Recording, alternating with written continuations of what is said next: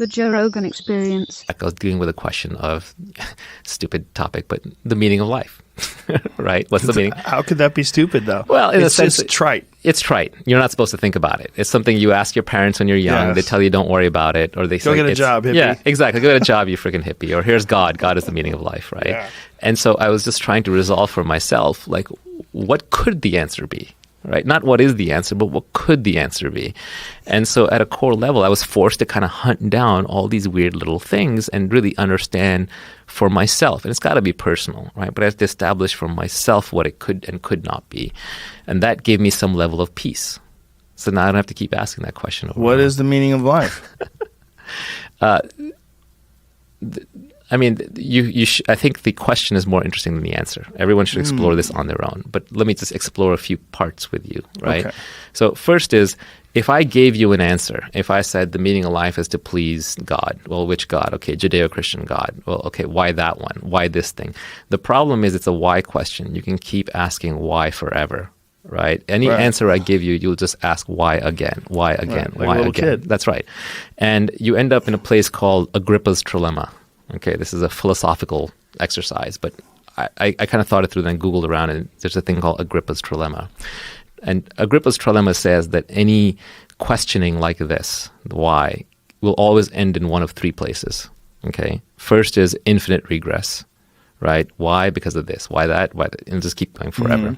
The second is circular reasoning. Well, A. Why A? Because of B. Well, why B? Because of A. Right? You get trapped in that. Or the third is an axiom.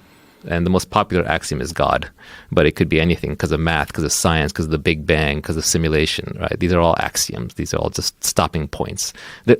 Saying simulation, we're in a simulation, or saying it's the Big Bang is just another way of saying God. It's just, God's a dirty word, so we don't use it as much anymore, but same thing.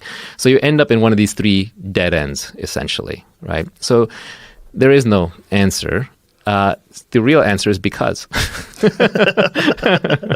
What is the meaning of life? Yeah, you get to make up your own answer is the beauty. If there was a single answer, we would not be free. We would be trapped, because then we would all have to live to that answer. Then we'd be Borg-like robots, each one competing with each other to fulfill that single meaning more than the others. Back to signaling, like I'm better at it than you are. But luckily, there is no answer. So you just do whatever you want. The meaning of life. It's funny that's the basis of all existential angst, that you don't know why you're here. And you have this feeling that it could be meaningless. It is, I mean, when you start pondering the multiverse, the universe, the galaxies, the solar system, the planet, the organism, the cells inside the organism, the bacteria, the parasites, right, the symbiotic relationship we have to our environment, and you start going, Jesus Christ, what am I, just a little piece of this thing? It's like, well, the answers to all the great questions are paradoxes. Yeah. So, for example, you're asking, like, do I matter? That's like really the question you asked, right? Well, how do I matter in this infinite universe? Well, on the one hand, you're separate. No 2 points are the same. Every 2 points are infinitely different. You're completely separated. No one will have your thoughts, your emotions, your feelings, your experience. So your life is a single player game. You're trapped inside your head, and you're just aware of a bunch of things going on, and that's it. On the other hand, I cannot say the words Joe Rogan without invoking the entire universe. Joe Rogan, alien comes along, says, what's that? Joe Rogan. What's Joe Rogan? It's a human. What's a human? Bipedal ape. What's an ape on the earth? What's the earth? Planet. What's a planet? Solar system. Where was the carbon made? Inside stars, right? It's like I have to create the entire universe to just say the words Joe Rogan. So in that sense, you're connected to everything. It's inseparable.